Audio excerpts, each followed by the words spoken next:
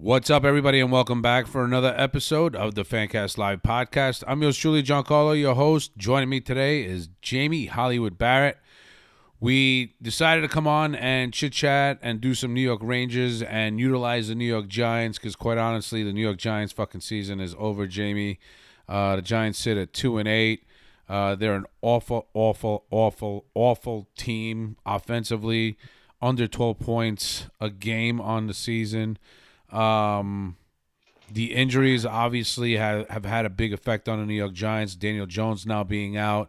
Tyrod Taylor also being out. Tommy DeVito has been announced as the Week 11 starter. So we can expect a lot more, a lot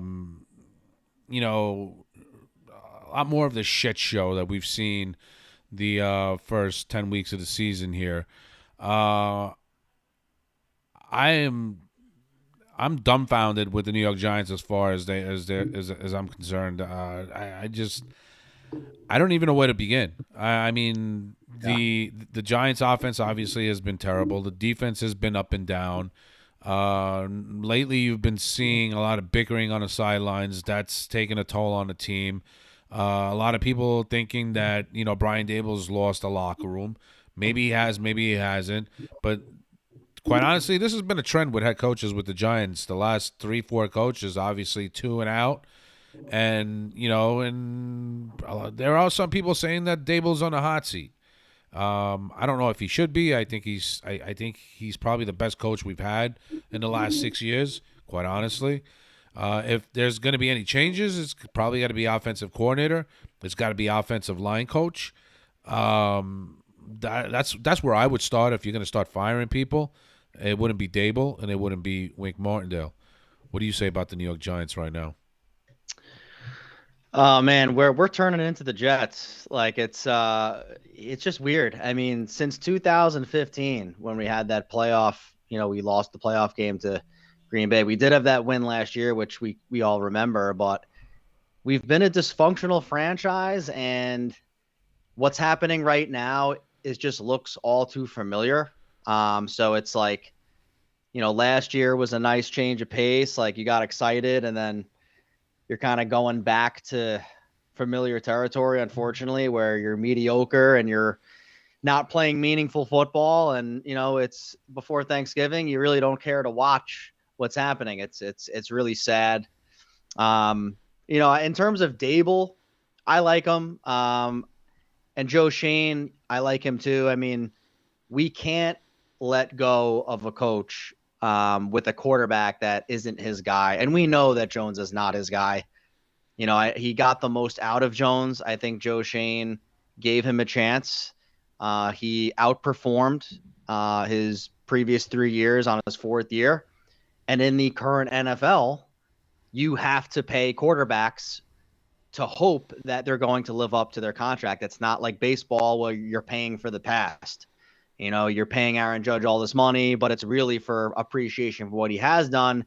And the last few years of the deal aren't going to be any good. I mean, it's not like that in the NFL. You're really almost paying for the future and hoping it pans out. That's what the Chiefs did with Mahomes. That's what Seattle did with Wilson. And that's what a lot of these teams are doing. Burrow and all these big quarterbacks that get these deals. So, I think the Giants were in a position where they had to do it. Now everybody's saying and wish they hadn't do it. I understand, but he's our quarterback. Next year he's going to be on the roster and he's probably going to start week 1. I mean, we'll get into the fact I think we do have to draft a quarterback. I think we will. How much does John Mara have to do with Daniel Jones being the quarterback here with the New York Giants? Because a lot of people say that he had a lot of say and a lot of input on that, it's a good point. But at the end of the day, the GM has to make the decision, and that was Dave Gettleman. Because we were under the impression that when Joe Shane was hired, that he was going to get full autonomy of this Right. roster and all the decision making, and before you knew it, we were signing Daniel Jones. I mean, a lot of us wanted Daniel Jones to come back after the season he had last year. Right. I mean, quite honestly, I don't think he had that great of a season. I think he had a good enough season to be the starting quarterback of the New York Giants. Right. But should the Giants have signed him to a long-term deal? Should they? Yeah, it's Maybe so a lot of easy to people. say. I mean, it's People are like, second guessing. Maybe they should have franchise tagged him and given the money and the yeah, long-term deal to Saquon Barkley. I mean, of course. He's injury prone. But listen, as soon as he won that playoff game, the price went up. I mean, you can't if Daniel Jones wins a playoff game and you don't re-sign him, that sends a message to a lot of teams in the league that that you're not taking care of your players. One thing about Daniel Jones is he's a leader. He's always, you know, at practice contributing and leading the group. He's well respected as a leader and a man in the room. And I think it would be very hard for the team to swallow, especially Saquon as well, if Daniel Jones did not get compensated for his year last year. And yes, they won a lot of close games. The schedule was easier. The that's defense been the made a big lot of difference, plays. though. That's been the big difference between last year and this year. Last year they were winning those close games. This year they haven't even come close. No, it's been a very big it's been a very big rewind, and I think it's come down to the same problems. It's been the offensive line has not been able to protect, or they've been hurt. The defense, I don't think the defense has played that bad. When the offense only scores 9 points, 10 points a game, I can't get on the defense. They're on the field all the time. They're defeated. I'm not gonna. I mean, does Wink Martindale stay next year? I don't know, but I mean, it's the defense is a capable middle of the road defense at worst. I mean, they are not. They're a better defense than a lot of teams. I mean, if they had an elite offense, we could be a playoff team. But right now, our offense is, we're a collegiate level offense, not even. I mean, we don't have a quarterback that can, make the reads, get the ball down the field, run the offense. We don't have an offense right now. We're taking care of the football, not trying to make a turnover and trying to keep games close. We have young players. I think the bright side of the offense, we have young players, Hyatt, Robinson, and some offensive linemen are young that could be big contributors for us in the future. But I think the writing's on the wall, Giancarlo. It's, Daniel Jones, this is his fifth year, and it's injuries or it's poor play. And then it's one season of kind of a magical run. And he has all the intangibles. He has the size. He has the athleticism. But again, we talked about it. It's the spidey senses are not there. And in today's NFL, you got to put up 30. And even when Daniel Jones was playing his best, we weren't putting up 30 very often, maybe twice.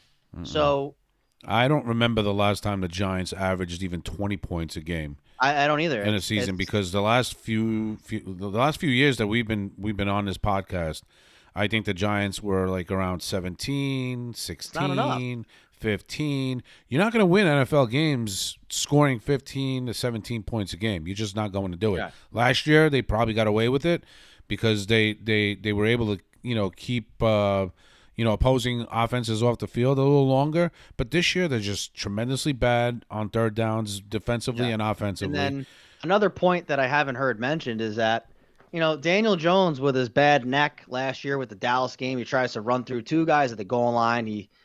My guess is he may have had a spinal fusion. I don't know what type of surgery he had, but it definitely, that was a tremendous blow to the spinal cord that he had. So you're worried about that and the hits he can take there. And now his leg and his knee. Now, ACLs, you can recover from an ACL, but he's not going to be the same runner. I mean, if he's our quarterback next year, he ain't going to be doing much. He ain't going to be running, and he's never been like a real, twitchy, fast cutter like Lamar Jackson. But, is he going to be hesitant to run? Yeah, probably. So, I think Daniel Jones right now, it's safe to say, if I were a betting man, next year is going to be his last year on the roster. He's going to have his guaranteed money, and then you can cut him. But it looks like, once again, it seems like this has to happen again. We have to, turn the page. Well, the good thing is that the Giants left themselves, an out on his contract after year two, and quite honestly, they're gonna have to keep him on the roster next year. Otherwise, they take that dead hit. When he's healthy, he'll come back. Maybe he'll play. Maybe he won't. I don't know. But I believe that after next year, I think Daniel Jones is done as a New York Giants quarterback, Oh, unless 100%. yeah, I Yeah. don't think they're going to end up paying He'll him be a the he'll be a remainder of that backup. I mean, contract. he will be a capable backup. I mean, Josh Dobbs is playing well for Minnesota, and he played well at Arizona. I thought he's played. I mean Jones he's better than Zach Wilson. I mean, he's capable quarterback. So, and there is a market for backups, but he's gonna get his money. And he's played hard. I mean, I don't dislike him in any way, but it's a results business, and we want to be fighting for a division title. We want to sniff the end zone there. The Eagles have a roster that's ready to win now, but they're getting a little older. They've done well in the draft. The Cowboys, who knows how long their window is. So there's an opportunity for us with a new quarterback that can move the ball and maybe some work on the offensive line, which we will get everyone healthy, hopefully. You've seen teams like the Houston Texans, quickly turn it around. So it's not out of the realm of possibility the Giants won't be competitive, even if they have a rookie come in halfway through. So I think the Giants are going to probably be in the first 3 picks. I mean, is there anybody worse than the Giants? I mean, maybe Well, Kyler Murray's Carolina. back. Kyler Murray's back with Arizona. There's a good chance that they might just win won. a few more games. And they just, Kyler Murray, I mean, he has a big contract, and he's playing for his future. So he won a game by himself last week. So, I mean, the Cardinals might be, they've been a spunky team all year regardless. I know that their record was 1-8, but they almost beat us. They beat Dallas, and a couple of teams they gave a run for their money. So, they're going to win. I mean, the Patriots, do you think Belichick squeaks out a win here and there? Probably. And the Carolina stinks, but that's going to be the Bears pick. The Bears have a quarterback, and they'll probably move on from Fields. And the Giants are looking at probably a 2 or a 3 pick right in that mix. And if the Giants get a top 3 pick, what are you doing with that pick? You're getting a quarterback. It's not of a debate. I mean, I personally love Michael Penix, but the experts love Drake May and Caleb Williams. So I think I've seen Caleb Williams play. I think he's outstanding. I think he has a poor offensive line. I think USC has no defense. He has to score 45 points a game to win. I mean, I think with an NFL defense that can get off the field, I think he's going to have a lot more. I think he's going to be a very good pro from everything I've seen. Penix has got an injury history. Do you trust him taking him in the top 3 picks? Penix? Yeah. The so-called experts are going to probably say he's not number 3 overall. He's probably in the 20s. But, how many times have we seen quarterbacks taken in the 20s that are like, wow, they're so great? Bryce Young was one, and then C.J. Stroud is outplaying him, and he's probably better. And he was great in Ohio State last year against the Georgia Bulldogs. I thought he was the MVP of that game, and we almost lost. So I like Penix. Out of those 3 quarterbacks you just named, you don't think that all 3 will go in the top 5 picks? I don't know. It's hard to say because there's a lot of movement, and I personally love Penix because if the Bears have the number 1 pick, they're taking Caleb Williams, right? They're going to take Caleb Williams, and that's going to be the Carolina pick, and then the next pick is probably going to be us. You figure Chicago, they did win another game, so I think it's going to be probably Chicago's going to have what, 2 picks in the first 5? 3. 3. Yeah, 2 picks in the first 4, 3. Yeah, I think they'll have the number 1 pick and the 5th pick. I think, right? Yeah, and maybe less. Mistaken. They might take Marvin Harrison Jr., who's his dad. We remember was a Hall of Famer for the Colts. That was going to be my next suggestion. If he falls to the Giants, do you take him with your first round pick, and then wait for the quarterback later? Being that Penix might fall to the second round? Here's an interesting take. The Giants have 2 second-round picks. They got a Leonard Williams second-round pick. They got right. And they got him from, I forgot what team he went to. Who? Leonard Williams. He went to the Seahawks. So they're going to be a middle-of-the-road pick, and the Giants' number 2 pick is going to be second-round pick is going to be high.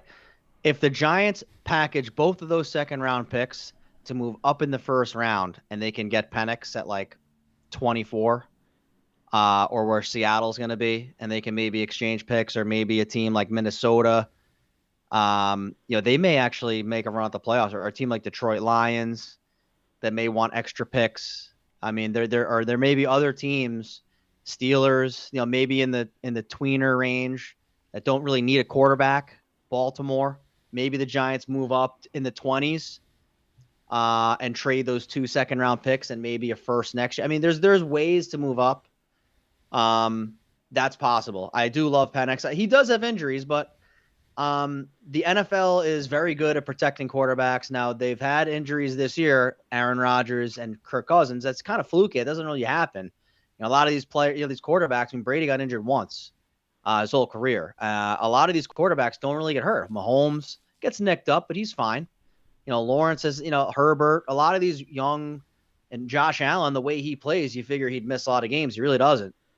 So it's been a little bit of a freak accidents with the quarterbacks this year. He's got the injuries out of the way. You can argue his knees might be stronger now than they were before the surgery. I just love the way he plays the game, how he leads the team. He's also 23. He's a senior. So he's NFL ready right now. Drake May, I've seen good things on tape from him. I've watched him a little bit. Are any of these quarterbacks generational talents? Caleb Williams might be. He's amazing. He won the Heisman last year. They just don't play any defense this year, and I think Lincoln Riley has done a terrible job coaching the defense. So, and it's also hard to win the Heisman 2 times in a row. I think Caleb is looking for the NFL. I don't think he's really mentally. It happens with a lot of QBs. You win your sophomore year, and then you're like, just don't get hurt for the draft.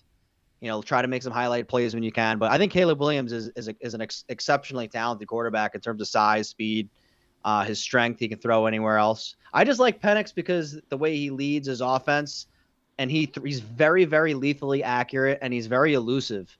And I think he's a great pocket passer with just enough mobility. I think he's like Tua with like a little bit more escapability, left-handed, similar throwing motion. So I like Penix a lot. The experts might have him, in the 15, 16, 20 range. To me, I think he's my favorite quarterback. But I think the other two that are at the top, I think are have pretty good ratings. So it's a gamble. Zach Wilson, Trevor Lawrence. I mean, you hit one, you don't hit another. Josh Rosen was a bust. Sam Darnold wasn't any good. And you can argue that in that draft, Lamar Jackson was the best, and Kyler Murray was first. So it's hard to predict these things. Or that might have been Mayfield was number 1 that year. So yeah, you're taking a risk no matter what, but it's a risk you have to take. Daniel Jones, he is so unreliable in terms of health, and then when he is healthy, he's not really energizing. He's not throwing the ball all over the place. He doesn't feel the game as well as he really should. So when you're 6 overall, I still think he's got a major issue going through his projections, and he's just not seeing the field like a normal quarterback. A star quarterback would. He just doesn't. I mean, how good is the Houston Texans offensive line? They were one of the worst teams in the league last year. I mean, you have to feel the pressure. He's led the league in fumbles. I mean, C.J. Stroud is having such an amazing season, though, as a rookie. He's a winner. He's a big game player, and he's picking it up. And, Jones, as talented as he is, I mean, sometimes you don't have it. Sam Darnold was a extremely high prospect. He didn't really pan out either. So, I think it's time. I think if the Giants are up there, they're going to get a QB no matter what. Because I think Joe Shane and Dable, they want their job security, and they're very, close. And I think it's to bring in a new GM and not give him a chance to get a QB.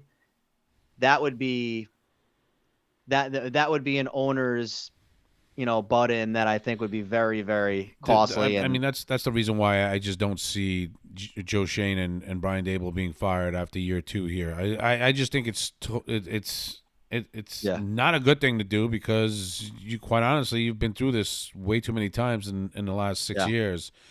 We can't have this again. You can't start with another. Can't start with another GM. Can't start with another coach. No. Start to rebuild another roster. Just stick with these guys and see where they lead you. Let's let go. Let Saquon go to a contender. You've been great. They should have traded him. They should have traded Yeah. him. They should have. I think that Saquon, Adoree Jackson, Xavier McKinney, you can argue. He's looking, I mean, those are all guys. And I think McKinney has a lot of upside, but those are all guys. You're telling me they wouldn't want to play in a contender? I mean, so I think, There's so many you know, running backs in the draft that you can go and get in the second round, third round, yeah. fourth round, and still get the same kind of performance out of them. You Kenneth didn't Walker have on the to. Seahawks, third round pick. Kamara, third round pick. Damon Pierce on Thank the you. Texans, fourth round pick. I Thank mean, you. how many you can get anyway? Tony Pollard, he wasn't on the Cowboys. He's not a first round pick. I mean, how many of these guys are first round picks? McCaffrey, he's not on the same team he started. Dalvin Cook, he's fading away a little bit. Barkley, I mean, he's Todd Gurley. I mean, these first round running backs, it's a risk. I mean, Bijan Robinson, he's on, the Falcons, and they don't have a quarterback. So so they have Desmond Ritter. Like, you could have taken a quarterback possibly, you didn't. So what are we gonna do now? I mean, you don't think the Falcons would have liked Will Levis? I mean, he looks pretty good for the Titans. He's had some good starts. So you got it. When you have that chance to do it, you have to take it. And if you know that you got something special, you see some 30-point games, you see some 340-yard games. When is the last time we had an admirable stat line from a QB? Eli did that. He had many games, but even his were still not at the top level. But I just want to see a stat line one time, maybe 25 for 40, 315 yards, 3 touchdowns, 1 pick. That would be Those nice. are winning stat lines. Those would be nice. You don't but have we that. haven't You seen need that. that. Since Eli Manning has left. Yeah, How many and times? How many times has he thrown for over 300 yards in the last maybe 4 years? a handful of times. He had a couple of big games. I think he had 5 touchdowns against the Commanders or the Redskins. I think 1 or 2 games, but not many. The playoff game against Minnesota. Yeah, and so there's been moments of brilliant football, but and even that second half at Arizona, you're like, wow, that was really impressive. Come from? Yeah, exactly. But then it's the turnovers, it's the bad luck with injuries.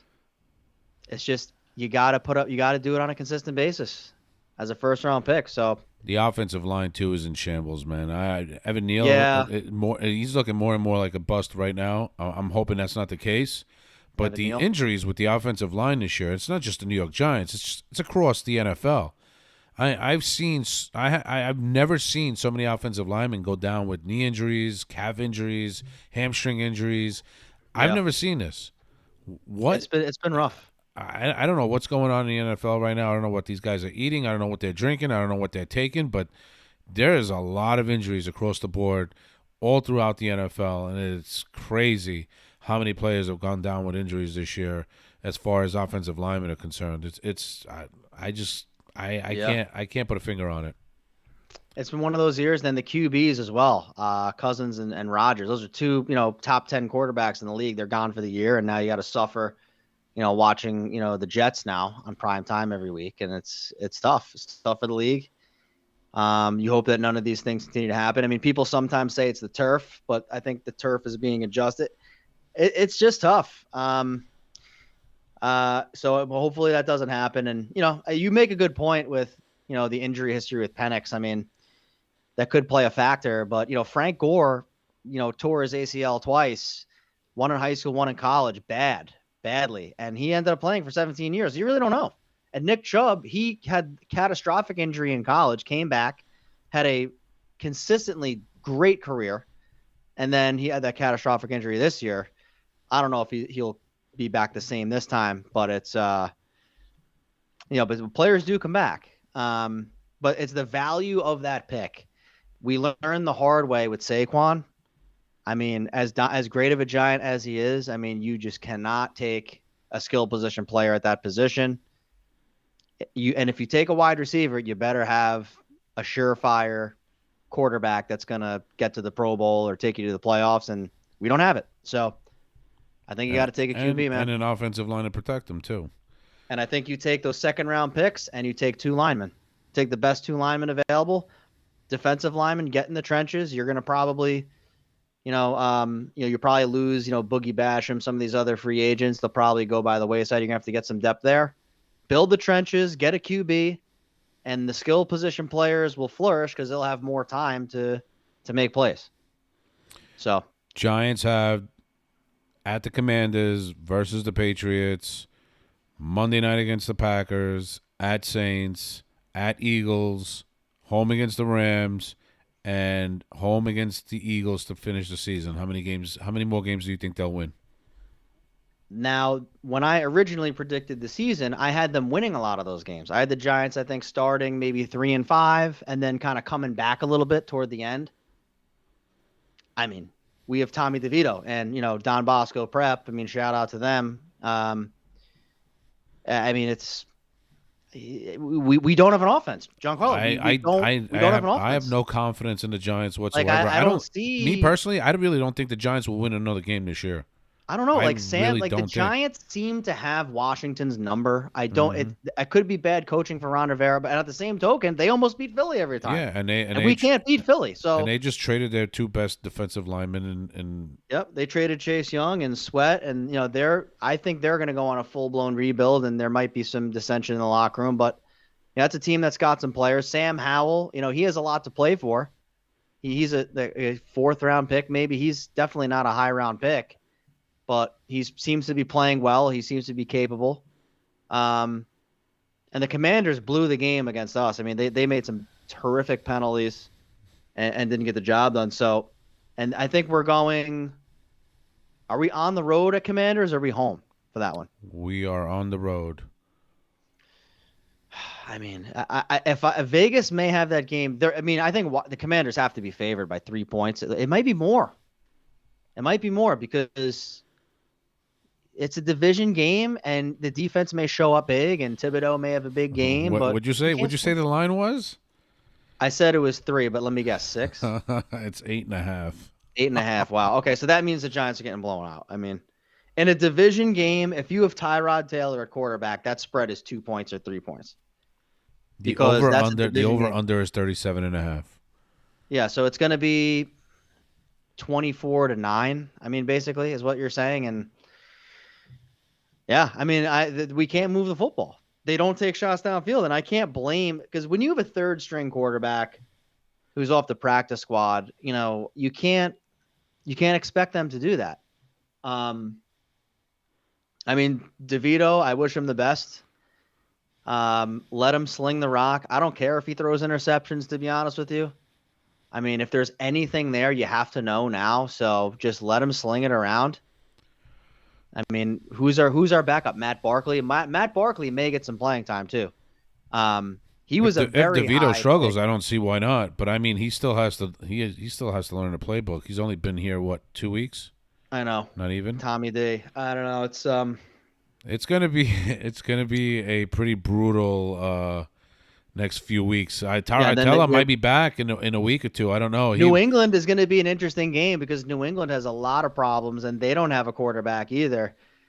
And then you got Belichick defense and their special teams you think has the edge, but there's a lot of dissension. I think, Belichick this is going to be his last year, and there's rumors he may coach the Chargers or he may coach the Bills or he may coach somewhere else. He is 72 years old. He is not fucking coaching another team beyond the Patriots. I don't know. I'm sorry. I don't think he's done. He's 72. Enough is enough Yeah, already. but I don't think. I mean, Pete Carroll is old too. I think he's older than that, and he's got that young chipper thing Pete going. Carroll, So I think, is still in his 60s. Is He's he? close to 70. I don't think he's 70 yet. yeah, it would be nice if Belichick came back to the Giants and coached our Oh defense. my God! Here we go. That'd be great. Everybody on Twitter or X should we say is talking about how Belichick is coming to coach the Giants. It's not happening. I don't want the head Like I coach. said, the Do dude the is defense. 72 years old. He's done. He's finished. He doesn't want to come here to build another team. He doesn't want to do that. If he's going to continue That's true. coaching at the age of 72, he's going to want to go to a team that's already built and ready to go. I would say the Chargers or the Bills would be the teams because they need a new coach and they both have a lot of pieces. The Bills just fired their offensive coordinator a day That was after useless. losing Monday night. They got to fire that. Their coach never gets it done.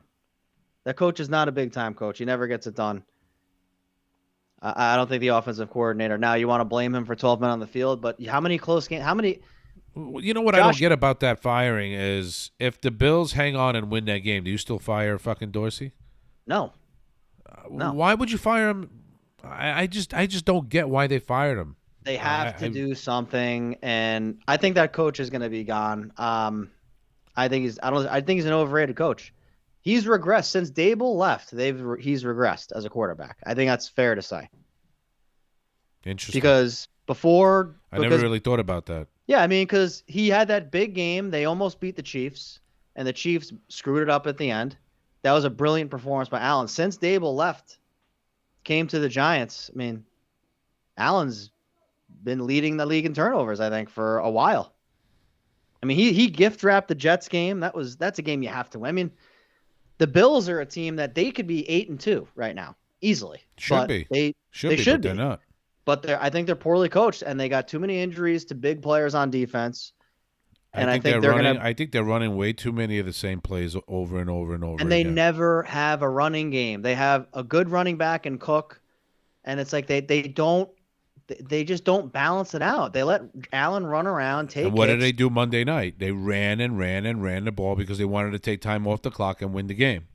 Yeah, I mean, they heave ho down the field and hits off 5 people's helmets. Up there's a turnover. Yeah, Oh well. not for nothing. Allen's been giving up. He's been tossing up a lot of interceptions this year. Yeah, so. he's like Brett Favre. It's really what he reminds me. Like he's more athletic, I think, but he's very careless with the football. Very. And careless. that is a tough way. That's a tough thing to do. So I think that team is one coach away. And same with the Chargers. That coach stinks. I mean, that team is loaded with talent. They never win the games they're supposed to win. If that team had a big time coach, they're a playoff team easily. I mean, they got everything that you would want. So with the Giants, it's like we're so far removed from competitive football. It's just so sad. It's so sad that it's like I'd love to be the Raiders. November and the season even the Raiders is over. like at least they compete in games. Like the Raiders stink, but at least I don't think any of those players wanted to play for Josh McDaniel. No matter where he goes, he's not been a good head coach. He doesn't have the personality. He's kind of an ass. He's kind of an ass. I know it all. Patriots, Super Bowl. Look at me. And he drafted Tim Tebow. I mean, that's all you need to know. It's like I want Tebow. Well, how long before the Patriots rehire him as offensive coordinator? Of course they will. Come on, Bill O'Brien's gonna go to another college team. He's gonna go. I don't know if he'll go to Penn State or he'll go to somewhere. He may coach an SEC school. He may go to Auburn. I mean, who knows? And then, of course, McDaniels will be back. Come on, are you kidding? If Bill Belichick is there, McDaniels, Joe Judge, and Matt Patricia and everybody else will have an invite. So we'll see. I don't know, but Belichick's probably not going to be back. I don't think so. You think he gets to coach the remainder of the year? Yeah, I think he should. I think he's going to coach the remainder of the year, but I think he's probably going to. I think they'll mutually part ways. Yeah. All right, enough with that shit. I'm so fucking depressed just talking about the New York Giants. Let's talk about a real fucking team now, Let's Jamie. go. The New York Rangers. Holy fucking shit. 11-2-1. A great start to the season. They're third in the league in points with 23. It's just mind-boggling how good the New York Rangers have been thus far in this season. I just don't get it. I don't know where it's coming from because, quite honestly, last year, and we talked about this so many times, they started, 10-11 or 11 I think it was 11-10, yeah. Yeah. And we spoke the other day, and I mentioned on text that had the Rangers started this way last year, they probably win the division. Mm-hmm. 100%. And they've gotten off to a hot start with the Devils being, a team that's regressing right now because their top 2 forwards are out in Hughes and Heishier, exactly. And they're struggling. I think they've lost 3 in a row now. They lost to the Winnipeg Jets last night. They got their asses handed to them. And the Rangers being without their top 3 players in Hedl, Igor's out. Adam Fox and Igor Shesterkin is out. I know he's back to practice, so that's a good sign. He might be able to start Saturday against the Devils. The Rangers get a 6-day break here, a 5-day break here in between games. I know every team supposedly has some kind of like bye week, but That's this interesting. is Yeah, you this told is me not that. this is not a bye week for the Rangers. It just so No. happens that on the schedule they have a 5-day period of rest in between games, which is fine because you're trying to get Hedel back. I don't think he started skating yet. I know Fox started skating. I know Igor has been practicing. Hedel just I'm not quite sure exactly what the time frame for him to start skating is going to be. But even without those three players, Jonathan Quick has stepped up. He's done pretty well in net. He's done a lot better than I thought he was going to do after the preseason that he had. Yep. Trocheck. Trocheck moves up to the second line, and that second line has just been outstanding. They've been With humming. Yeah. Lafreniere's finally coming into his own. Yeah. I mean, how many times have we spoken about Laffy on this podcast, and we're talking about how we're waiting for him to break out. We're waiting for him to break out. I think Laffy is finally broken out. Yeah. And I got to correct What are myself. you seeing out of the New York Rangers right now? That's bringing a lot of success to this team. They're playing a couple of different structures in terms of like where they're positioned on the ice. The first thing I noticed was in the first couple of games is the puck gets dumped into the zone, and if you can make a play on the puck, the first forward is immediately on that player, and then there's two supporting players in the vicinity, in spread out where they can block a passing lane if the guy gets beat, or they're involved if the puck squirts by. So it's a very intense forecheck when you can make a play. Now, if the play is determined that, okay, the defenseman has a lot of time and space, what the Rangers are doing is they're not sending everybody down. They'll send one guy down to right before the blue line, and they're almost like they clog up. They have one guy sort of in the circles, and then everyone else is in the neutral zone playing more man-on-man, avoiding those long passes that the Devils killed us with last year, like from, their, goal line up the ice or from their circles to our blue line. So those long stretch passes are not open for the other team. So it's harder for them to get in transition, and we're clogging up the middle of the ice. And then what Laviolette is doing is the defensemen they seem to be skating much faster this year in general. I'm not sure if that's conditioning or what that is, but Schneider's joining the rush. Miller. And we got to get to Gustafson too. How good has this guy been? This guy was a healthy scratch. Dude. What did he get? A minimum salary Toronto this Maple year? Leafs last year. Yeah, he was on the Maple Leafs last year. He was a healthy scratch in some of these playoff games. And for Drury to see that ability, for Laviolette to really like him, I think it's a lot of foresight. And he's playing big minutes. Last year, our sixth defenseman was either Ben Harper or Mikkola, and that was basically okay. We have nobody else. Now we have this guy Gustafson. He's our guy. We don't want to be without him. So Gustafson right now he's playing like a top 4 defenseman on any team in the league right now. 100% the way he's playing right now. He's contributing not just defensively, but he's also outstanding offensively. He's on the ice for 3-on-3s in overtime. Yep. He's getting an opportunity on the power play with Fox out. Exactly. And Gustafson's not missing a beat. He's getting shots on net. So, and we're paying him what? Less than $1 million, $800,000. It's crazy. Incredible. It's crazy when you think about it. But quite honestly, this is the only year the Rangers are going to get out of him, because I guarantee you he's going to get a long-term deal. Oh, he will. At probably $4, $5, $6 million starting next year. Yeah. And that's fine. I mean, that's one of the things that happens in hockey, but it's just unbelievable. The commitment to defense. There's a couple of games, we had 5-4 shootouts. We've had, 4-3 wins. We've had games where we've had to come back to win. We've had games where we've given up leads and then come back and still held on. But the most impressive game, I think, was against Carolina. We just went on a 5-game long road trip out west in Canada. You figure you're coming back. All right, we're home against the Canes. Yeah, you were thinking letdown. You were thinking letdown. It's not even a letdown. It's just this team is just they're chomping at the bit to get to the Rangers. And this is a Rangers team that, let's face it, has really had the Canes number the past several seasons, and particularly in the playoffs. And they want to beat us badly. And the Rangers, we got that early lead, 1-0, and then it's like, oh boy. The Garden, that was there was no room for anybody to escape. I mean, you're talking about a defensive battle. I'm telling you, John, this was a war, this game. And Panarin able to deliver. The Rangers are able to get that goal in the third, and they're able to, the Rangers didn't get reckless, no turnovers, no bad penalties. They were able to, and I think that game took a physical toll on the Rangers. And because we remember, we discussed this when they went to Minnesota, I said to myself, this 3-goal lead's a mirage. This isn't going to last. I mean, they got a 3. They were lucky they got a point out of that game, because I'm saying to myself, that road trip going 5-0 and then losing guys on the way back, and then you have the Canes. I think that's when Fox went out, and there's other people got into these injuries. So we lost a couple of guys, and we were able to just patchwork a point.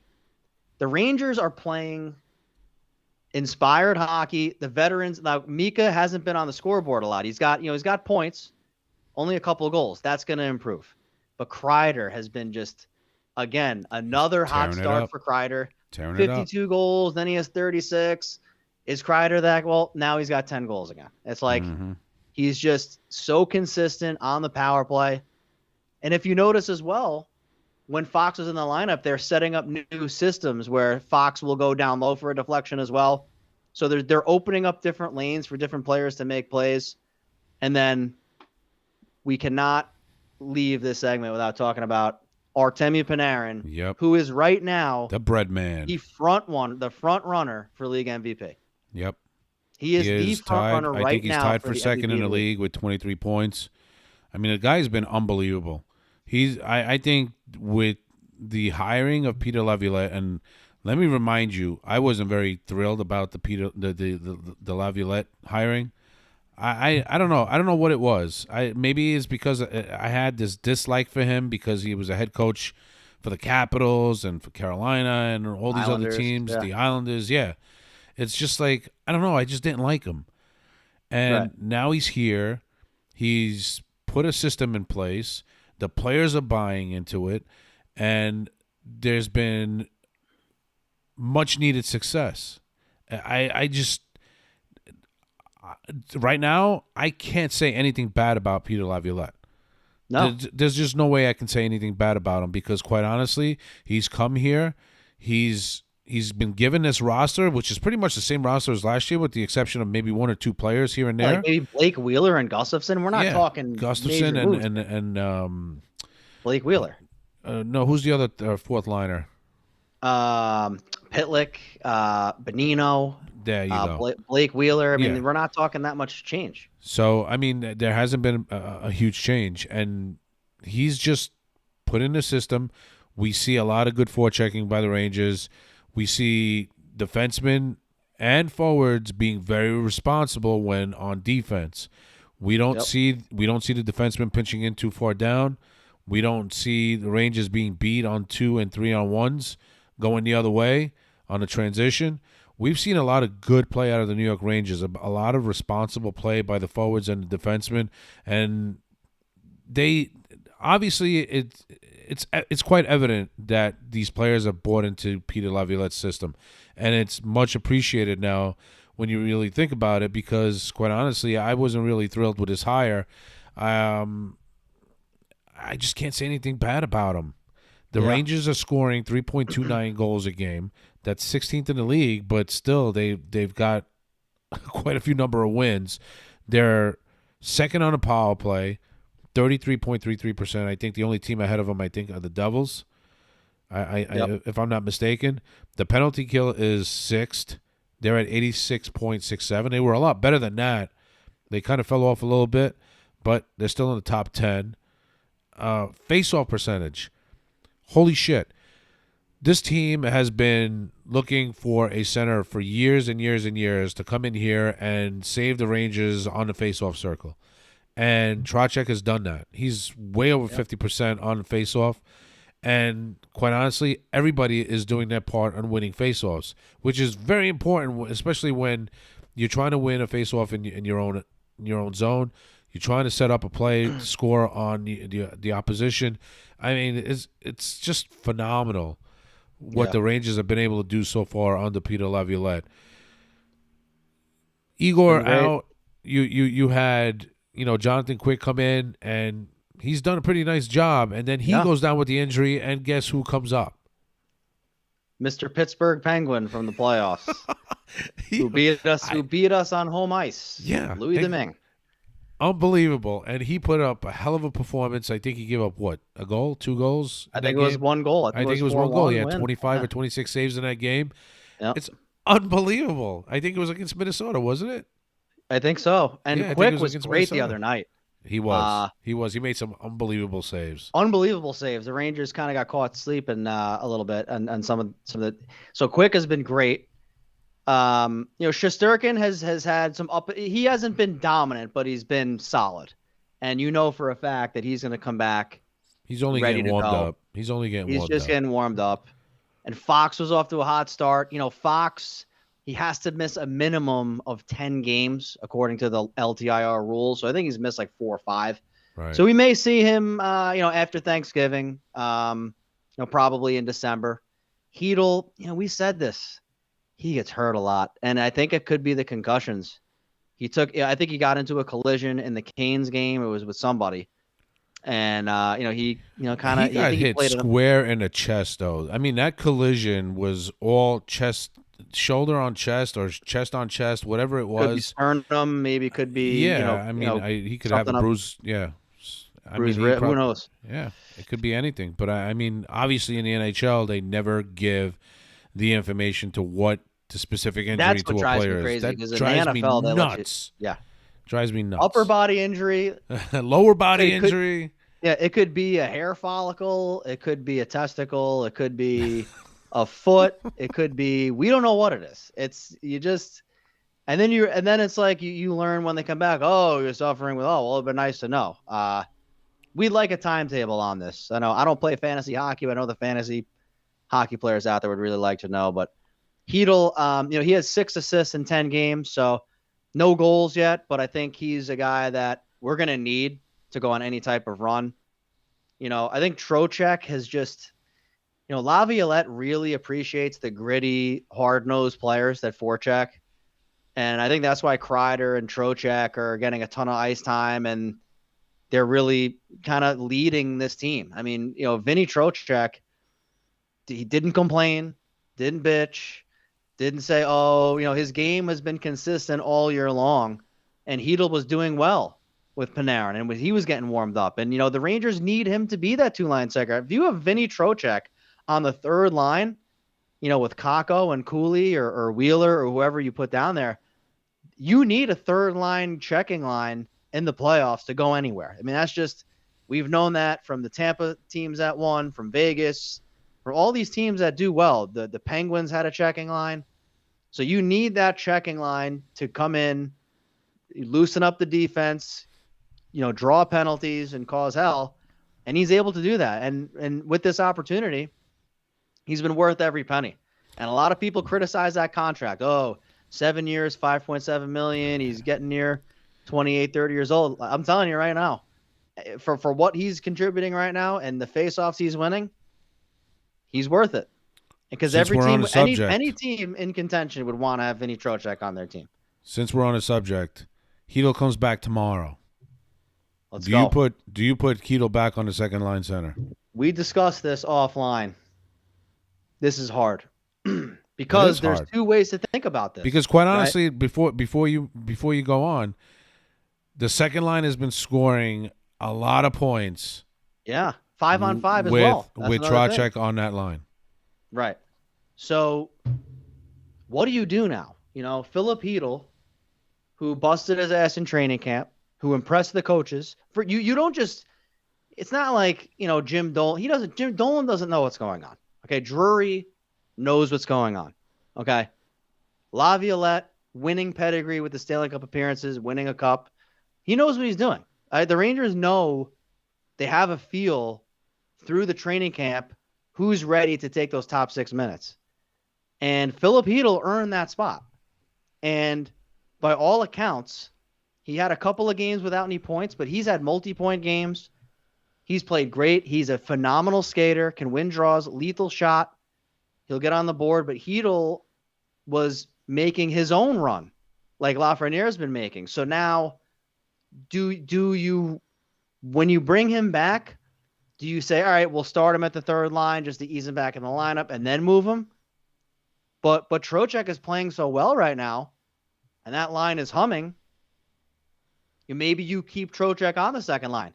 But what we don't want to see happen is what happened under Gallant. And I'm not saying this will, because Laviolette has control of this room, but Philip Hedl just did not play as well on that third line toward the end of stretch of the season and then the playoffs. He just wasn't as impactful. I think he wanted to be more, and I think he maybe deserved more. Now Kakko, we saw he got bumped. We saw that coming. No production. We like the way he plays, but he's got down a third line. Now you're going to say Hedl, oh, well, you're going to go back to third line? Well, there's also like, well, Kakko didn't produce. Hedl has produced. Does his confidence suffer and scale back because he's moving down? But at the same token, Vinny Trocheck, he ain't gonna complain. He will go wherever he's told to go. As long as Trocheck is on the power play as that bumper spot, which I think he's earned the right to be. And in the past, we've said maybe that should be Lafreniere. We got to give Lafreniere some looks there as well. I think that, if I would put Hedl back at the second line. But that's a tough call. I mean, it's very easy, Giancarlo. I can easily see. I think it's going to be a hard decision for Peter Laviolette to make to make as well. Because quite honestly, Trocheck has been very successful in that second line. Panarin is on fire. Do you want to mess with the chemistry of that line right now? Yeah. But I mean, I totally get where you're coming from. It could be depending on matchups. It could be on who you play against. If the other team maybe Peter Laviolette will say, "Hey, listen, Hedl is back. He's going to have to take a second line center spot back. You're going to move down to 3. You're going to do just as well on the third line. Just do your job." And like you said, I think Trocheck doesn't have an ego problem. We know that about Trocheck. But any player that is humming and that's getting that ice time, someone else comes in, it's hard.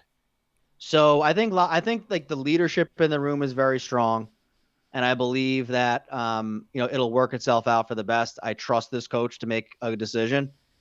I don't think any decision is a bad decision. I think when you play with Panarin and how good Lafreniere's been playing, if Hedl, he may take a game or he may take a couple periods to get going and to find his rhythm.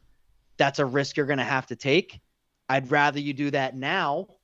Let's put it this way. If this was a playoff game, by no means do you take Trocheck off, because you have the risk of that chemistry and that play and that production going down. You can't take that risk because it's so early in the season. I think you have to build this kid's confidence up and let him at least work a couple of games back in. And let's just say a couple of games go by, no points. Maybe he's a little bit lost. Maybe then you move him down, and then you run the risk there. But if Trocheck continues to play how he's doing, Hedl, you want to see him contribute. You want to see him maximize his ability. And is Hedl a third line checking center? I don't know. I mean, is he more of a? I think he's more of a playmaking. He's a playmaker, skating, back checking, playing against the top 6 forwards, battling for pucks. Vinny Trocheck overperforms for his ability. I mean, he's effort. I mean, he's a talented player, but he's not Philip Hedl. I mean, he's just not in terms of talent and what he can, in terms of size, what he can do on the ice, vision, making special plays. Trocheck is hustle and heart. And that usually is a recipe for the third line checking role.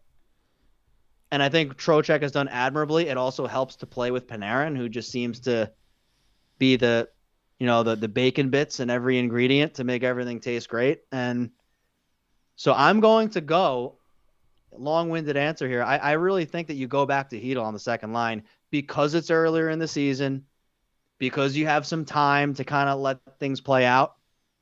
I don't think there's an urgency to keep that line together. But I do say if this was a playoff series, you got to leave Trocheck in. But let's give Hedl a chance to kind of finish off where he started and get back in the groove. That's where I would probably stand. What do you think? I I tend to agree with you. I do, because just like you said, it is a long season. It's still early on in the season. I think Peter Laviolette is probably going to make the right decision and go with Hedl in the second line center and bring Vincent Trocheck back to the third line, where he's a better checker. I agree with you. Hedl is a better Yeah. playmaker. But if he doesn't do that, I'm not going to be upset. No, Like if I won't be either. yeah. So either way, I'm like okay with it. It's just a tough decision. That's all. I just don't want. I just don't want, and we haven't seen it yet. And I just don't want Peter Laviolette to become, Gerard Gallant, where he was constantly changing the fucking lines last year. It was so aggravating. I couldn't stand it. I like the guy. I liked him as a head coach. I just think that he wasn't very good at adjusting in game or in series, specifically that Devils series where the Rangers lost in the first round. I think the Rangers had a pretty good chance of winning that series. I mean, they took a lead in that series and they end up losing it. And game 3, they were right in it. They could have won that game. Yeah, and I think Gerard Gallant's decision making probably cost the New York Rangers that series, because he just could not, come up with the right moves, the right system to stop the New Jersey Devils from pounding away on the New York Rangers. But that's history. That's why he's no longer here, and that's why Peter Laviolette is here. That's why the Rangers have been so successful, because they're buying into his system. He is not constantly changing these lines. He's sticking with his gun, and you know what? The players probably, are happy about that. But I do agree with you. I think when Hedl comes back, he should go back to the second line because it's still early. But I do agree with you on that other thing, to where if this was a playoff series, I would definitely stick with Trocheck on the second line as a center. And but another thing too is that the matchup coming up against the Devils, they're down Hughes and Heishier, I believe.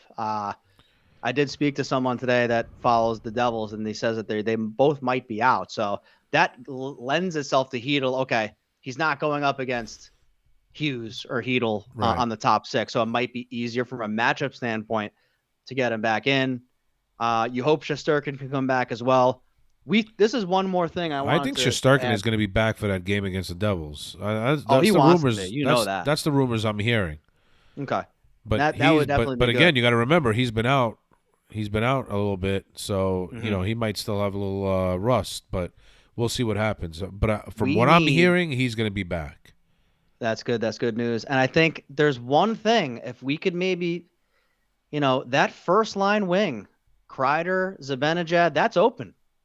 That's open for business right now. And Capo Caco had that chance, and he has not produced. And I love the way he plays, but he's on the periphery, Giancarlo. He's not getting to the middle of the ice, skating through contact, battling through defensemen to get open for these rebound goals. He's highly skilled, and in the corners he can control the puck, and he has elite skill, but he hasn't been able to finish. Right, you gotta produce. When he's had those opportunities, he was not able to finish. It's just produce. So frustrating. You can't have 2 points in 14 games. You can't have it. Nope. You gotta produce on the now. If you're playing on the third line, no one really cares. You're a checking winger, right? But if you're on the first line wing with Zibanejad and Kreider, and you're not producing, and I just feel that he's not away from the puck. He struggles. He's not finding his way. He'll steal a pass. He'll keep it in. The effort is there. The skill is there. He back checks. So I think Kakko can be a very big penalty killer for us. I think he could be a very good third line checker for us right now. I mean, we'll see what happens the rest of the year. I'll check myself right now. I thought Lafreniere was going to be maybe on the trading block after a very lackluster preseason with some effort questions and his conditioning in the past. And I was completely wrong, and I'll be the first to admit that he is totally his confidence level is the highest it's ever been. So I'll take a mulligan on that. That was definitely something that I did not see. Yeah, but And you I thought weren't the only Kako would be one better. either, dude. You were not Yeah, the only one. I think a lot of people saw Lafreniere as a bust, as a first overall pick, and right. quite honestly, we've seen glimpses. He's got the talent. He's a great puck handler. He can skate. I see no problem with that. But the problem Mm-hmm. with him was his work ethic, was being talked about. A lot of people think he had gained some weight. Um, this year he's a totally different player. I mean, preseason is preseason. I mean, who Yeah. who really looks at preseason as I you don't know? know. Maybe we look too much stock in it, but it was from day one. Laviolette liked him a lot. Right. I think he likes personality in the room. He's not going to show personality, but he really. That's the first thing. He's like, I really like this kid a lot, and it's like, you know what? We're going to give him a chance, and that's one thing we touched on in the earlier show that we did is that, the kids under Gallant were kind of buried in the lineup, third line, They were being didn't get much. held back. The They young were being kids were held being back. held back. The Kane and Tarasenko's and the Cops and the Vetranos, yes, they went on that run, but the development of these kids to get top second minutes, Laviolette embraced that, and he's not accepting that. All right, well, if one's hot, we'll keep him. But how about Will Cooley? We talked about this. I think Will Cooley should get a shot at that first line. Every time he's on the ice, he's going to the middle of the ice. He's been He's very getting open. physical. He's pushing people around. Mm-hmm. I mean, him and Kreider on the same line with Mika. I would love to see that. I think it's almost, if to me it looks inevitable that he's going to get a chance there. I don't know if anyone's been saying this, but Will Cooley for first line wing. I mean, that's my campaign right now because I believe that we can unlock a different level here of production if we can get him in the mix. What are your thoughts on that? I can definitely see that. He's been playing very, very well. He's physical against on the boards. He's physical, getting a puck away from opposing players. He'll throw a punch. He'll throw his body. He'll do whatever hell he takes to get that puck from whoever has that puck. I've been very impressed with his confidence level. I think he's shown quite a bit of confidence on the ice. He might not score a lot of goals. He might not put up a lot of stats on the stat sheet, but he is doing the little things that a rookie needs to do to impress his coach and get him some more playing time. And Cooley, I agree, man. It's a matter of time before he starts seeing He scored the more minutes. goal against the Hurricanes. I think that was him in the third period. He got Yep. the goal. Mm-hmm. But he doesn't play a ton of minutes. I will say Blake Wheeler, he had a great career in Winnipeg. He's been he's kind of there. He's slow. He's slow. He's slow, and I think I think Wheeler is going to be very effective for us, third or fourth line. But that's been the challenge with Wheeler. He's on a line with two players who are extremely fast on the skates. Yeah. They're all over the fucking ice, and he can't keep up with them. No, he can't. And quite honestly, it was funny after he scored his first goal the other night. I know they were talking about it during the telecast that that he's been a leader, but not quite the leader that the Rangers wanted him to be because he hadn't had a goal, and now he's got the goal. So now he's got the goal, he's got the voice. Like, no, I don't want to hear that shit. Just get on the ice, perform, score goals. If not, Peter Laviolette has to do something about that. And quite honestly, he looks extremely slow with the talent that he has on the line that he's playing on. Yeah, and honestly, he's out west. He comes to New York. So the production, we're paying him $800,000. So it's not irritating. What I'm saying is, I think pretty soon, because Kakko, he's had many chances. He hasn't got the job done with production. Wheeler, anybody can see it. He's slow. I love him on the third or fourth line. Any team would sign up for Blake Wheeler on the fourth line. He could be like a Corey Perry. He could be a Feline. He could be very effective. A little bit of scoring touch with Barclay Goodrow on the fourth line. Sign me up. But I think Cooley, in my opinion, deserves a shot. I think he's the guy that makes to what for what we have now, or will the Rangers go to Brennan Othman and bring him up? I think we're far removed from that still. But I think Cooley right now. I've been pushing for it on Instagram. I want Cooley to get a shot. So maybe we'll see that happen. But team's playing great, and the team is all kind of buying in and playing their roles. And guys we don't talk about a lot, like Braden Schneider, how good has he been? And Keandre Miller, just solid. Trouba, not hearing Trouba's name is a good thing because that means he's He's playing good doing defense. something And good. right, I mean, he got that big assist on the Cooley goal and the Hurricanes game, and in big games, what he's about, and he's not taking bad penalties. The Rangers are very disciplined, and it's fun to watch. And I'll say this: look, we're not going to go 11-2 the rest of the year. So if people think we're going to go 30-6, it's not going to happen, right? I mean, if it does, I'll be the first to correct myself. But there's going to be a time where we'll go 500 for a 5-6 game stretch, 3-3, maybe we'll go 5-5. It's going to happen. So we got to be able to weather the storm. But it's great to have a good start, be ahead of the chains here, have a division lead. And then we get the Shesterkin back, and Fox is going to be. I mean, that's been the most impressive thing to me is defensively being able to move the puck without Fox, who really has all of your points on defense. Really happy for the group. Happy for Laviolette. So now it's basically just one game at a time and just grind it out until your guys get back. It's a long season, though. The hot start really has given the Rangers a chance to separate themselves from the rest of the division. I mean, at the beginning of the season, it was the Rangers, Islanders, the Devils, and Islanders, top three in the division. And now the Rangers have separated themselves from the Devils and the Islanders. They've fallen to fifth and seventh place in the division. You got the Capitals now in second. They're starting to put it together. They put a couple of wins. I think they're on the 7-2-1 in their last 10. So they're starting to get hot. The Hurricanes, they're up and down. They're 6-4 in their last 10. The Penguins have, I think, won 3-4 in a row. Crosby with the hat trick last night. Yep. So I mean, they've gotten off to a hot start. They've separated themselves from the rest of the pack thus far. Is it sustainable? I don't think so. But I think, quite honestly, if the Rangers can continue to separate themselves from the rest of the pack in this division, they can easily run away with this division this year. If the Devils continue to have Hughes and Hischier out, they're going to continue losing. I think they're on a 4-game losing streak right now.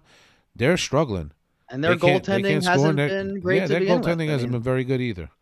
So, good for the Rangers to get off to a good start. They've gotten a nice lead in this division so far. Now it's just a matter of, continue playing, winning hockey and being successful and allowing these players to do what they've been doing all this time. And they're doing it without some of their key players not in the lineup. But, I mean, Lindgren, I think, got back on the ice today. He's probably going to be back soon. I don't know how soon that's going to be. It could be a few days. It could be another week. I don't know. Again, like we said before, who knows when he's going to be back. But Shesterkin should be back Saturday against the Devils, so he should be in net. But I'm proud of Lafreniere. I mean, I don't know how many times we've said I'm so disappointed. First overall pick, so disappointed. And that's all we've continued to say. And he's finally starting to show signs of being that superstar player that we had envisioned him being when he was drafted first overall by the New York Rangers. So I'm happy for him. I'm happy for Kreider, who's having a tremendous season. Panarin's just incredible. Mika, I'm not worried about Mika.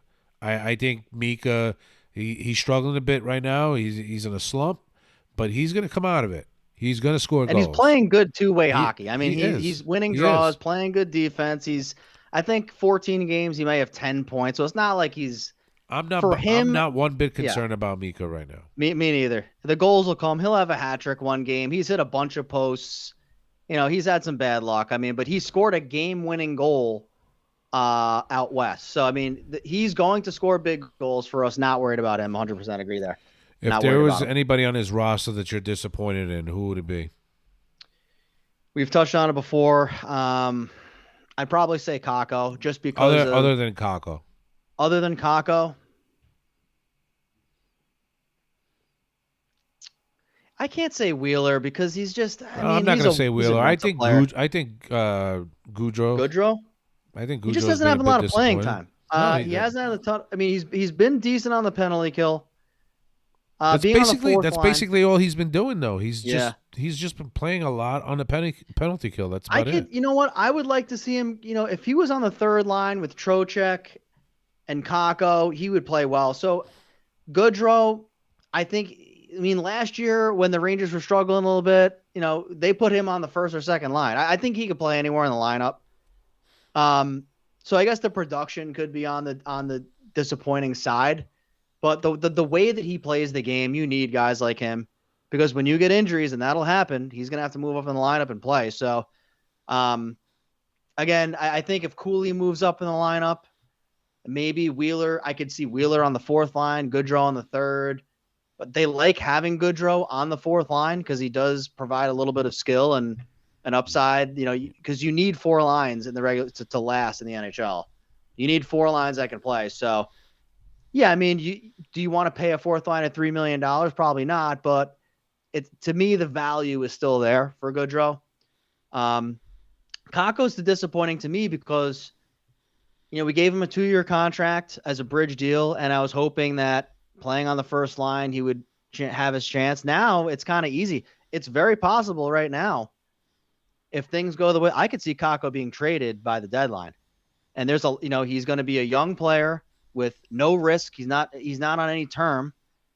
I don't know how much you're going to get back for Kako, but if you trade Kako and a pick, you might be able to fetch a decent player that can come in and play a lot of minutes and score goals with a veteran presence. So, he's going to be a trade piece, I believe, at this juncture until, he ain't going to put up a lot of points on the third line. I don't predict that. So, I could see a scenario where, if he continues to not produce, I mean, he may go down to Hartford. I mean, if he goes to Hartford, I mean, that's the end of it. And it's sad because I do like him. I do think he has a lot of talent and skill, but we don't have time to wait right now. I think when you go into an 11-2 start, I think you're like, you know what? Like, we got to be thinking for the long haul. Does Kako have a 2-way contract? No, I don't know if he has a 2-way contract, but I know that he signed his bridge deal for 2 years, and this is the last year of that deal. So they can still send him down? I don't know. I do have to check that. I don't want to say, but the production isn't there. I think he would be a terrific third line forward for us, though. So even if we don't trade him, I'd still be fine with it because I think he provides a lot of value as a third line checking forward. I think he does a lot of things well. But I'm just disappointed because I still think that his time is coming. His time is coming. I just feel like his time is coming. Like we've been waiting. So. We've been waiting for Laffy to do it, and he's finally coming through. Yeah. Hopefully he can has sustain to do it this. On the first line. That's your chance. I know. And he just doesn't get on the board. I mean, Lafreniere doesn't get a lot of puck luck either, but Lafreniere is scoring big goals, and he's Kako just. You like some of the things he does, but he's not. Will Cooley to me has made more of his time in limited minutes than Kako has, and Kako's confidence might be a little shot right now. Seeing Lafreniere do so well, Cooley do so well, the team's winning, and he's not really a part of it. I have to talk to my son. My son plays hockey at a high level. I got to talk to him about this. It's like, even though your team's winning, that doesn't mean you're confident about your game. Well, what have you done? Right. So Kako probably wants to contribute very badly, but he might be down on himself a little bit. And, I'm sure the coaches and jury are probably, talking with him about his game. But right now, he's where he belongs. He belongs on the third line. But again, it's not like he stinks. I think he could be a very effective player for us on the third line as a checker. And maybe if he has the opportunity to get back on the first line, I'd love it. But right now, I think it's an open seat. And to me, I think Cooley should be the guy to get the next shot. But I totally I'm agree. hoping, yeah. So Patrick Kane was in the news. No Rangers no more. Rangers no more. You saw that, right? Yeah. I mean, there was a lot of rumors swirling around social media that Patrick Kane was looking to sign back with the Rangers this year. I I heard just that too. didn't see. Just didn't see how he was going to be a fit. Number one, but number two, I don't know how the hell the Rangers were going to be able to afford him. I don't know what kind of money he's looking for, but it, Brooks of the New York Post finally said that there's no chance the Rangers are going to sign him. So I'm kind of Good glad old about Larry that Brooks. because, quite honestly, last year he was traded to the Rangers, and quite honestly, we felt like it was forced on Drury. I Probably thought so too. was. It probably I think was. so. He didn't do anything for the New York Rangers. He had maybe one good game in the playoffs, And he but took valuable ice yeah, from a lot from of the the young other young players. players that Yeah, had to wait, and I think that hurt their development, especially Lafreniere now. But he was hurt, and I wish him success. Tage Thompson got hurt for the Sabres. Maybe the Sabres bring him in if they want to, go on a run. supposedly that's the rumor that he's going to sign with the Buffalo Sabres. As hometown kid, that'd be great for him. But he would mess up the chemistry badly right now. All the I don't know. Team is open. So we got him for 1.2 million. I mean, I don't think now is he gonna command 5 million? Well, that's a problem. We don't have it, and I'm not gonna move anybody for Patrick Kane under any circumstances. No, But absolutely not. if he came here for like like $1 million, all right, I don't see there's anything wrong with that. But Depth is always because if good. yeah, so I think last year he was thrown in, got a lot of power play time. It kind of messed up the flow a little bit. Um, Yeah, but I think but now with the emergence of Cooley and with Laffy finally breaking out, I don't think you really need a Patrick Kane now. no, I don't either.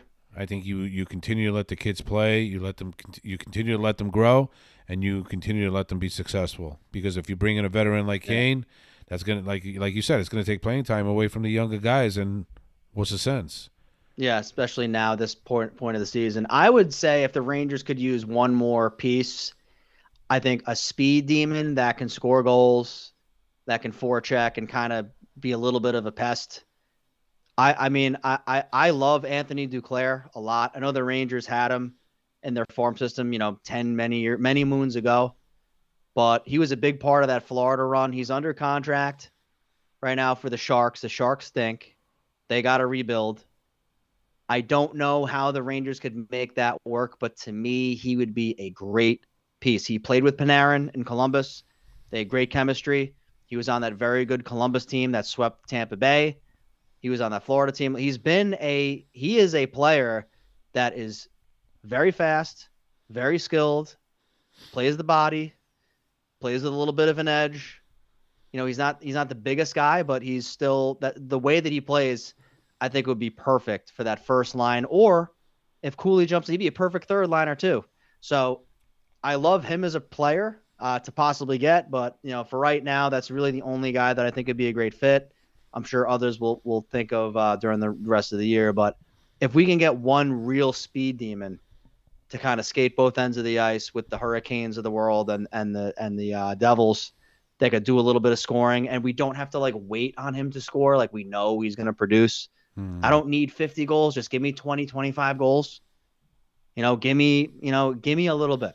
Give me a little bit of production. So that's where I stand with that. But So looking at the schedule, and this is how fucked up the schedule is this year. Like the Rangers are on a 6-game layoff until they play the Devils on Saturday. So they're at the Devils, then they play at the Stars, at the Penguins, at the Flyers, home against the Bruins. So they're going to be playing what? 1, 2, 3, 4. The Sabres 5. So they're going to be playing 5 games in the next 10 days after that. yeah, So they're going to be playing a lot of hockey, and they got a pretty tough schedule coming up with the they Devils, do. Stars, Penguins, Flyers. Well, the Flyers aren't really that great, but the Bruins, the Sabres, you never know what you're going to get out of them, and the Red Wings are a pretty good team. So that's how fucked up this schedule is. Yeah, the Stars is going to be a tough game. I want to see how they do there. They beat Dallas last year on the last second Miller goal. We remember that. Yep. That was home. So that's going to be a tough. That's going to be it. So the Rangers, we're not going to win every game. I think we need to play with our structure. There's Panarin is 14-game point streak. He's not going to get 82 points in a row. I mean, let's just eventually things will come down to earth a little bit. I think this layoff. I don't know if this hurts or helps the Rangers because they were playing with so much juju and good fortune that you almost want it to continue. It's almost like in baseball, or when you have that the bye, or you have in the NFL, you have that bye week, and then it's like sometimes you're not in that rhythm. So we'll see. Well, the 6-game break probably came at a good time with the injuries that the Rangers have I would right say now. so. I would say in terms of the Shesterkin, especially Hedel, Fox, yeah, Yep. absolutely. So, But I know they got another break. I think in January. I think is when their bye week is. Let's see here. 4th, 6th, 8th, 11th, 13th, 14th. Oh yeah, no. No. It appeared as though somebody was saying on a radio on WFAN the other day that their break was coming in January, but I don't see a big break anywhere in January. I could be missing it. I don't know, but whatever. Either way, it might have been February. Who knows? But I know that the Rangers will have another like 6-7 day break in one of those months in the new year, either January, February, whatever the hell it is. But that'll be good for them to,